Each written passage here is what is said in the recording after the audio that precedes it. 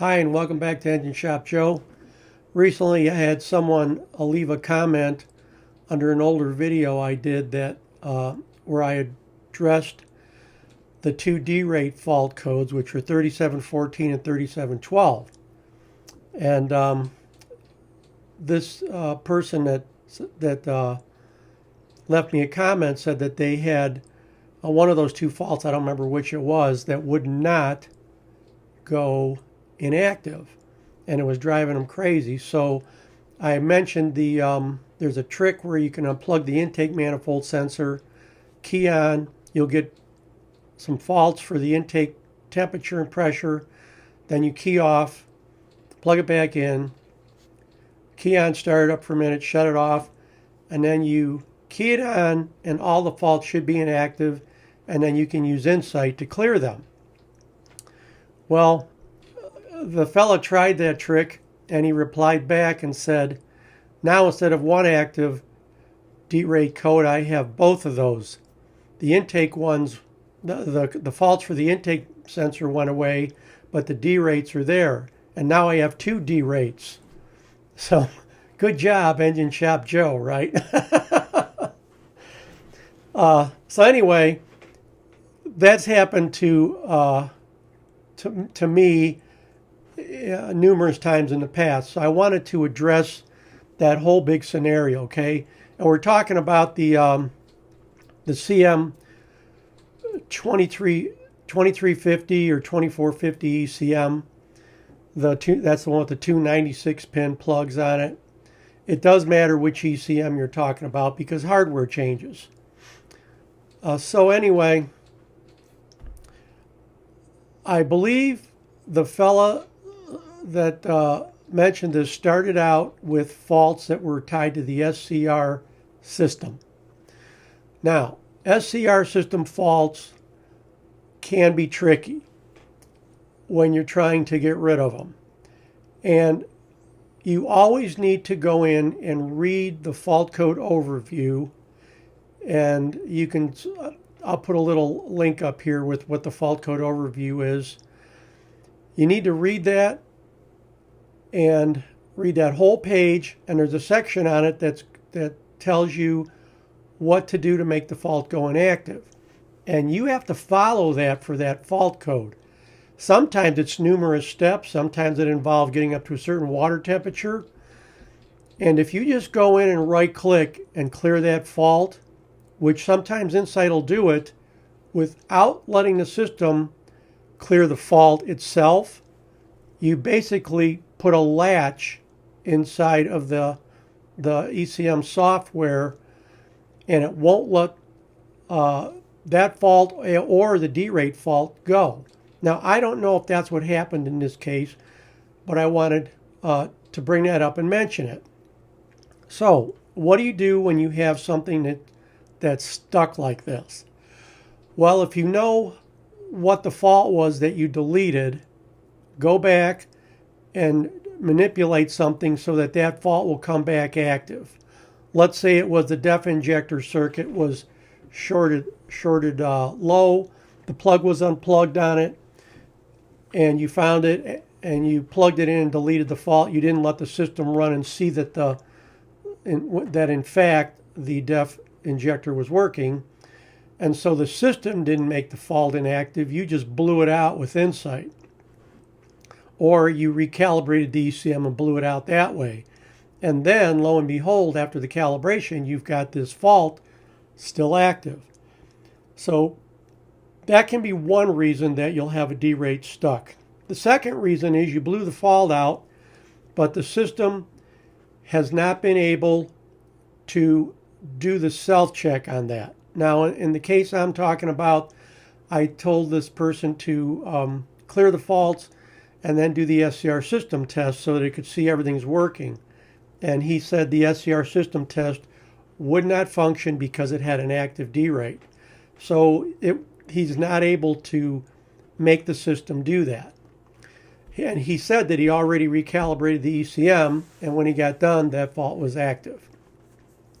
So if you don't know what the fault was initially and you can't bring it back by manipulating parts or wiring, Then the next thing to try is to make an ECM image. And the procedure I'm going to tell you here, if you don't understand what I'm talking about, don't do it, okay? But you would make an ECM image, and then you would make a template from the features and parameters. You would also print the features and parameters in expanded form.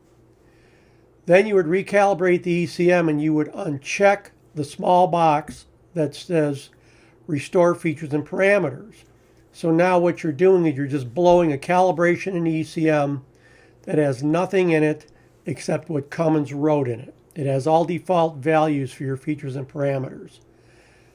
Then you would key on and see if you have any active faults.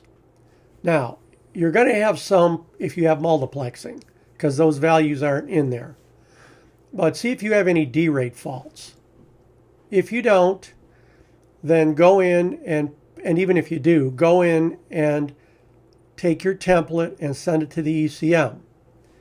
Then do another key cycle and see what faults you have active. If you have multiplexing faults, you're going to have to take that printout and go into the appropriate multiplexing areas and just put in the right addresses, which is not difficult to do once you've done it a few times. And then you send that to the ECM, and now the ECM is just like it was before you started. Then you run the engine, and if there's no faults, I would at least run a regen, but if possible, I'd run the SCR system test. And if there's no faults after that, you fix the problem. If the derate fault is still there, then what you're going to have to do is you're going to have to you're going to have to call Cummins and tell them what's going on, and you're going to have to request a DFSE. Take a look at the vehicle. Now, I don't know if Cummins will allow you to request that before you go in there and let them try to clear the fault. I haven't worked there in many years, so I don't know how they handle that now. When I worked there and I was the shop foreman, if somebody told me they used Insight and I asked a few questions and they answered them in the correct way, I would call the DFSE, I would send them the image that I'd asked the customer to email me, and then we'd schedule for the customer to be there in the DFSE. Why the DFSE? And what is a DFSE? The DFSE is the Distributor Field Service Engineer. In other words, he's a highly trained guy that comes out to the what they call it today is Cummins Sales and Service Centers, or to your local dealer, Pete dealer, Pete dealer, Navistar dealer, whatever make truck you have, as long as it's a dealer and as long as they are a licensed Cummins dealer, then they would come out there and take a look at your vehicle. And they'll bring software that's called, I'm drawing a blank here. It's called CalTerm. And that's something that you can't buy. You probably can find it online hacked, but you can't buy it. It's not easy to use. You have a pretty good learning curve to use that. You also have to have pre-written modules that you import depending what you want to do, but it's a very powerful tool. And sometimes with that tool, the DFSE can go in and actually he restarts the ECM at a basic EEPROM, at a basic lower level than the EEPROM startup. And then he can totally erase or overwrite the EEPROMs that are in there, and that would unlock that fault code. So that is about the only ways that I know to get rid of something that's locked. I just gave you the long procedure. And if he can't clear it with his software, then he will tell you that you need to replace the ECM because something failed in it. And there's an actual hardware failure in there. And maybe the hardware failure was caused by the software, something happening that shouldn't have happened. Chips are sensitive to voltage levels on pins. And there's some scenarios where, let's say you have 10 pins in a row. The number 1 pin has to have the highest voltage on it, the number 10 the lowest, and it's a ladder, and if something gets a voltage level higher in the wrong order, it'll damage that chip, and then whatever that is that happened in the chip will log a fault code. So then you got to replace the ECM. But the DFSE could tell you that. And last, I'll say that if you've got that fault active, but it's actually not derating the engine, you can decide if you want to just run with that, or you want to go and spend the money to get try to get the problem corrected. And I had an ECM, the last place I worked, that got a fault locked in it, and the fault was actually for an ambient air pressure sensor, the one that goes in the intake piping.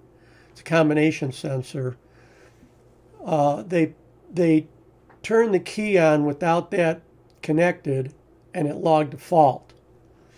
And in a particular calibration that was in that ECM, there was a software bug, and once that fault logged, you couldn't make it go away. And I did everything I knew to get rid of it. I couldn't make it go away, and I called the DFSE I knew, and he did some research on it, and he said, you're going to have to send the ECM to me, and I'm gonna start it up on the bench, not using the normal EEPROM to start the ECM, but using a very low level EEPROM to start it. And he said then I can go ahead and erase that fault by doing it that way. But other than that, there was no way to field fix it. So I wanted to put this up for the fellow that's having that problem.